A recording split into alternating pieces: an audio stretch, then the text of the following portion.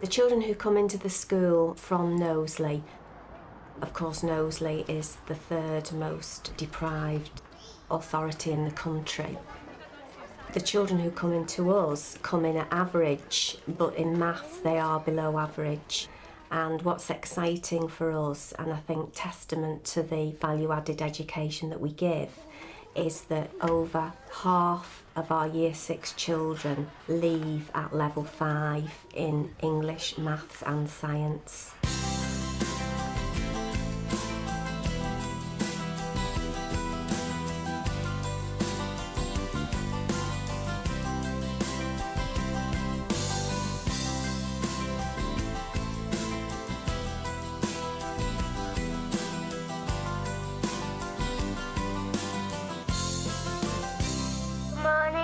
Listening to Radio Evelyn on Wednesday 18th April. Your presenters for today are from Year 4 and we are Nida, Ben, James, Abby, James and Ellen.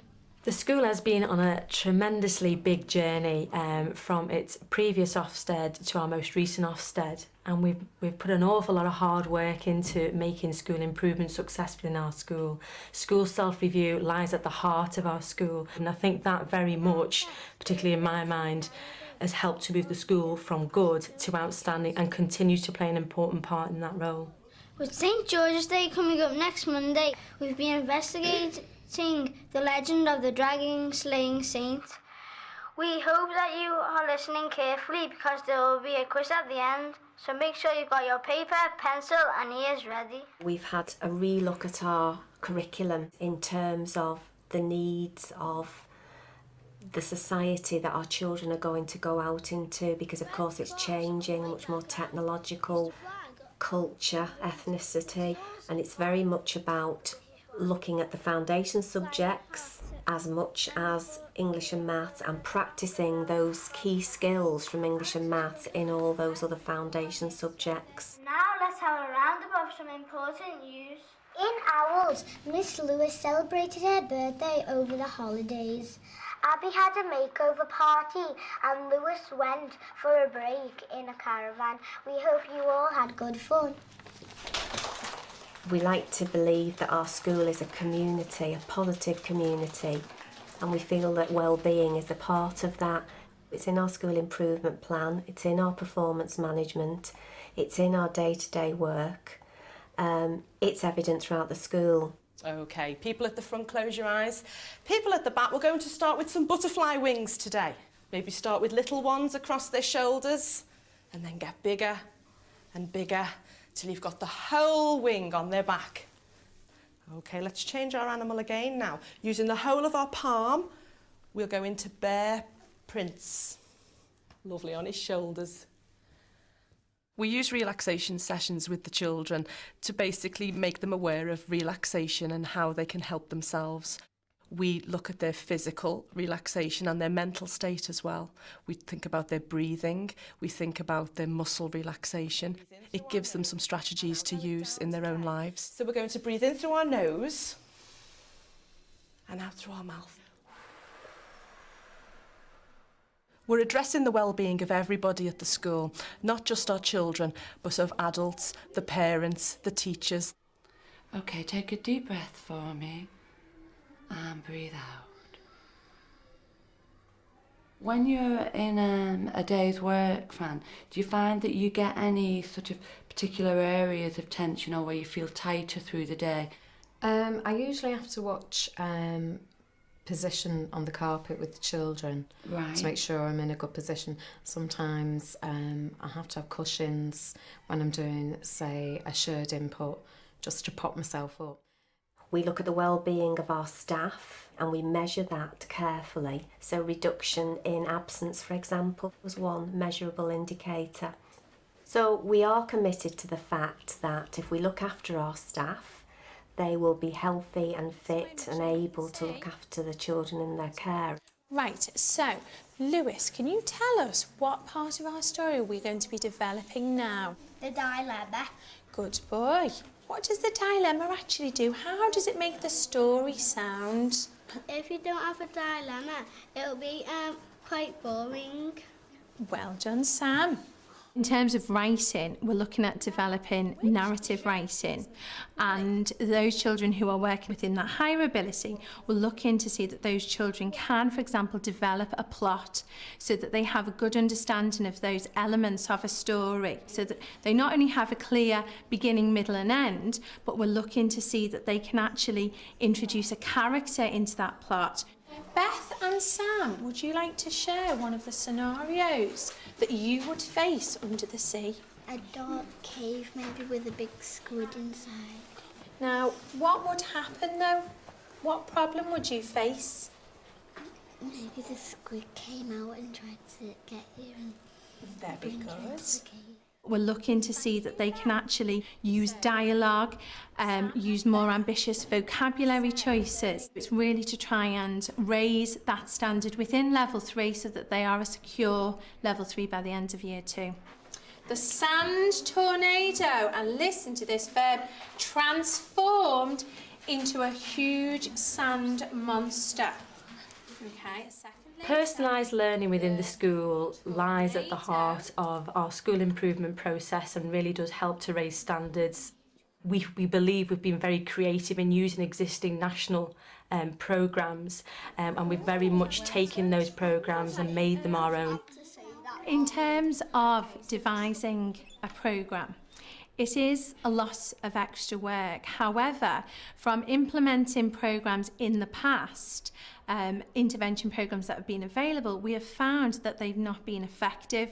So we felt it was necessary to basically evaluate the content of those programmes and to see where we could include more appropriate learning experiences for the children. I think as a leadership team, we encourage people to take risks. So if there's an initiative and they feel we can take it on and it will impact on standards, we don't want to take on initiatives for the sake of it. But if we can trial them and see that it's enriching the work we do, then we encourage people to do that. Right, we're going to start. We're going to start, folks. Just give yourself a bit of space. You don't need to be with your partner for now. Let's do some tracking exercises, so something that's going to help our eyesight for when we go back into class. So we'll do a lazy 8. So extend your arm, put your thumb out. OK, look at your thumbnail, where you haven't washed it this morning properly. OK, and slowly follow it, like a number 8 lying down.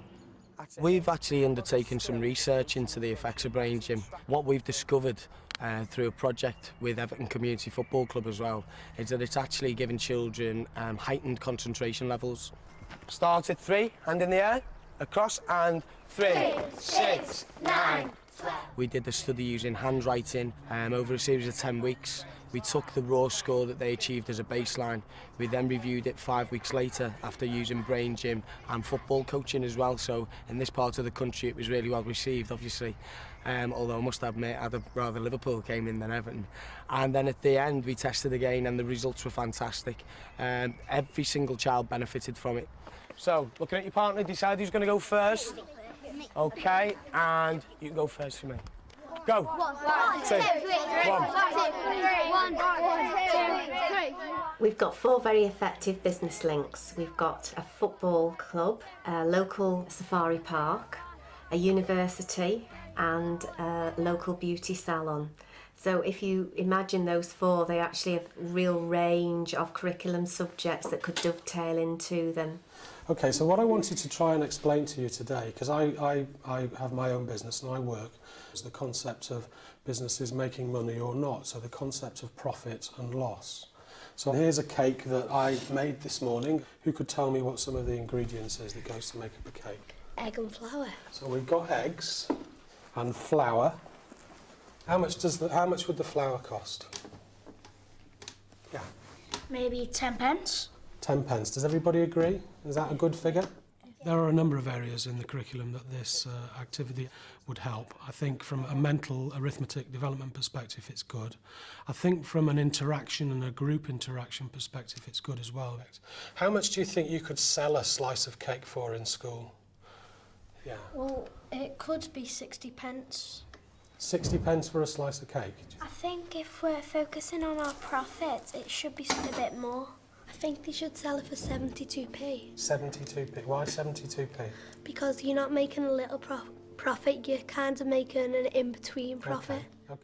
I think people do sometimes worry about business links, but we're not turning our school into a business, but sometimes some of those entrepreneurial words are quite useful to bring into our vocabulary. But it was certainly quite difficult with some of our governors initially. However, we've worked through it, so we've reached some vocabulary have changed, some we've left the same. So can anybody tell me then what profit we'll make? Do you know what you have to do? Yeah? £24.90. Excellent. Very good. OK, and who'd like a piece of cake? Some ideas that work for some schools don't work for others. For example, in a lot of schools we know they've taken on family literacy and family numeracy. For us that didn't work. We tried and tried and tried to get parents involved, and we just couldn't get enough parents, even though our parents are so supportive in lots of other ways. So we tried a different initiative. Throughout the last few weeks, the children have been looking at slippers and designing a slipper to make themselves. So if you want to start, you can come and get anything that you'll need to make your slipper. You can maybe discuss your design first and then... That's right, okay, so what's The Inspire afternoons, the children are really excited when they know the parents are coming in. The children actually invite somebody in. It can be any adults in their life that can come in, and the children going home with an invitation is a way that they can't really refuse to come in. Hold it in the middle with the other hand, that's it. Tommy, you hold it in the middle there with the other hand. So that side needs trimming a little bit, and that side needs trimming a little bit. Do you want to do it? You trim the sides. Coming into the Inspire afternoons at school, you get an awful lot of enjoyment. I think the children benefit, obviously, from the experience of the parent, and it does inspire them to make the finished article better. Yeah. Oh, yeah. It's got no needle and cutting. Put that on the floor. That could be your base. Why don't you put it on the side, please? It's a square, so it's exactly the same. Coming into school to work with Michael in the classroom to see what they've been working on gives me an insight of what it's all about and how they get on and how they learn, and it's giving me a chance to help and be involved in his learning, really. Too wide. Okay, now stick it along, it'll stick the sole on top. Can we just take a piece of that? What we want to see within our school is a community of learners, whereby parents and staff at all different levels, in all different roles, are working side by side with pupils, enriching their ability to be an effective learner. OK, we're ready to go on our journey. We're going to close our eyes, lie back and relax.